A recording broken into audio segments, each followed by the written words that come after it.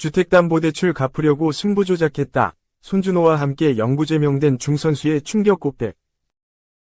승부 조작 사건으로 중국 축구계가 발칵 뒤집혔다. 중국 축구협회는 10일 공문을 통해 손준호가 승부 조작에 연루됐다며 징계를 공식 발표했다. 중국 축구협회는 총 61명을 처벌했는데 그중 손준호를 포함해 43명은 수위가 심각하다고 판단해 축구 관련 활동 영구 금지 위 중징계를 내렸다. CFA는 11일 국제축구연맹과 아시아축구연맹에 해당 사실을 통보한 것으로 알려졌다. 이에 따라 FIFA와 AFC가 징계위원회를 열어 손준호의 징계 여부를 심의할 예정이다. 이에 앞서 수원FC는 13일 손준호와 계약을 해지했다. 최순호 수원FC 단장은 팬분들께 경기 외적인 혼란을 더 이상 드릴 수 없다는 판단 중에 구단과 동료 선수 및 팬분들을 생각한 손준호 선수의 계약 해지 요청에 따라 구단도 이를 받아들여 계약을 종료하기로 하였다고 발표했다. 승부 조작에 가담한 선수들은 중국 슈퍼리그의 재정 악화로 수개월째 임금을 받지 못해 생계형 범죄를 저질렀다고 고백했다. 장시성 미드필더 순동은 주택담보대출을 갚지 못해 승부 조작 대가로 24,000위안, 약 450만원을 받았다. 16개월 동안 월급을 한 번도 받지 못했다. 안정적인 수입이 있다면 누가 승부 조작을 하겠는가? 라고 고백했다. 손준호의 경우 팀 동료 진징따오에게 받은 20만 위안, 약 3,751만원, 위 대가성을 제대로 밝히지 못했다. 20만 위안에 대해 손준호는 평소에도 선물을 주고받는 사이였다. 축구 교실을 도와준 고마움의 표시, 라고 해명했지만 공안에게 100% 설득은 되지 못했다. 손준호보다 적은 돈을 받고도 승부 조작에 가담한 선수들이 실제로 나오고 있다. 중국 축구협회에 따르면 중국 슈퍼리그뿐만 아니라 여자 프로리그에서도 승부 조작이 발견돼 추가 조사를 실시하고 있다. 2. 선수 생명 위기 손준호. 중에서 유린당한 인권은 반드시 되찾아야 한다. 손준호의 유린당한 인권과 명예는 반드시 되찾아야 한다. 손준호는 선수 생활의 위기를 맞았다. 중국 축구협회는 10일 공문을 통해 손준호가 승부 조작에 연루됐다며 징계를 공식 발표했다. 중국 축구협회는 총 61명을 처벌했는데 그중 손준호를 포함해 43명은 수위가 심각하다고 판단해 축구 관련 활동 영구 금지 위 중징계를 내렸다. K리그에서 뛸 길도 막히고 있다. CFA는 11일 국제축구연맹과 아시아축구연맹에 해당 사실을 통보했다. FIFA가 손준호를 징계한다면 세계 어느 리그에서도 선수로 뛸 수 없어 강제로 은퇴를 해야 한다. 선수 생명 위기 손준호. 중에서 유린당한 인권은 반드시 되찾아야 한다.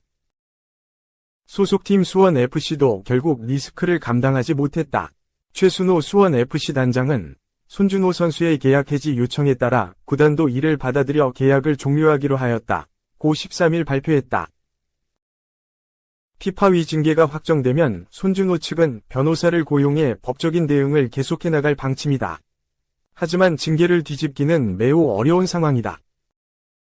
선수 생명 위기 손준호. 중에서 유린당한 인권은 반드시 되찾아야 한다.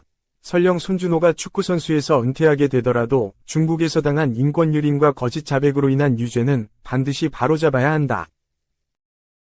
손준호는 구치소에서 판사와 공안에게 거짓으로 죄를 인정할 경우 형량을 줄여주겠다는 회유와 협박을 받았다고 폭로했다. 손준호는 공안이 핸드폰 속에 제 딸과 아들을 보여주며 아이들이 무슨 죄가 있냐고 했다. 엄마까지 여기 구치소에 오면 아이들은 어떻게 지내겠냐고 했다.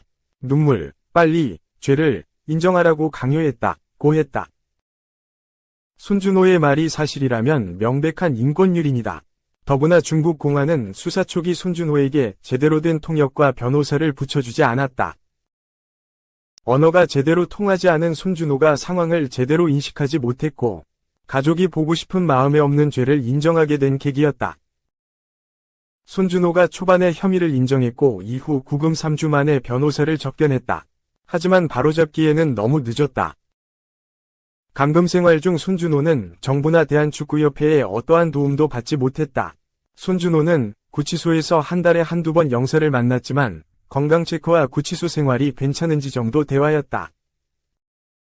축구협회 관계자가 찾아왔지만 아예 만나지 못해 해줄 수 있는 것이 없었다. 고했다. 현지에서 강압수사와 인권유린에 대해 영사에게 호소했지만 실질적으로 취해진 조치가 없었다. 대한민국 국민이 중국에서 인권유린을 당했지만 정부 차원에서 제대로 국민을 보호하지 못한 셈이다. 정부의 외교력과 협상 능력에도 문제가 많았다. 선수 생명 위기 손준호. 중에서 유린당한 인권은 반드시 되찾아야 한다. 결국 손준호는 재판에서 뇌물수수죄를 인정하고 풀려났다. 그런데 중국 축구협회가 승부조작 혐의까지 더 씌우고 있다. 손준호가 이를 뒤집으려면 다시 중국으로 가서 항소를 해서 이기는 수밖에 없다. 하지만 결정적 증거를 확보하지 못한 상태라 다시 재판에 가도 이길 가능성이 희박하다. 중국 공안이 자신들에게 불리한 증거를 순수히 내놓을 리도 없다. 설상가상 손준호는 재판에서 항소하지 않겠다는 서약까지 했다고 한다. 중국에서 겪은 일에 트라우마가 있는 손준호는 다시 중국에 가고 싶지 않다고 했다. 결국 이미 인정한 유죄를 뒤집기는 매우 힘든 상황이다. 손준호 개인의 능력으로 현재 상황을 타개하기는 매우 어려운 상황이다. 결국 정부 차원에서 나서 손준호의 인권유린 사건을 외교 문제로 다뤄야 한다. 손준호의 축구선수 생명은 살리지 못해도 대한민국 국민 손준호에 대한 명예는 지켜줘야 한다. 3. 광주. 일본 축구에 굴욕 안겼다. 요코하마의 7에서 3대승. 1클럽 ACL 7실점. 역대 처음. 광주FC가 창단 첫 아시아 축구연맹 챔피언스리그 경기에서 일본 요코하마 F. 마리노스에 무려 7골 맹폭을 가했다.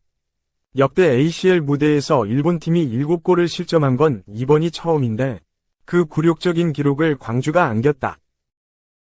이정효 감독이 이끄는 광주는 17일 광주 월드컵 경기장에서 열린 2024-25 ACL 엘리트 동아시아 지역 리그 스테이지 1차전에서 요코하마를 7에서 3으로 대파했다.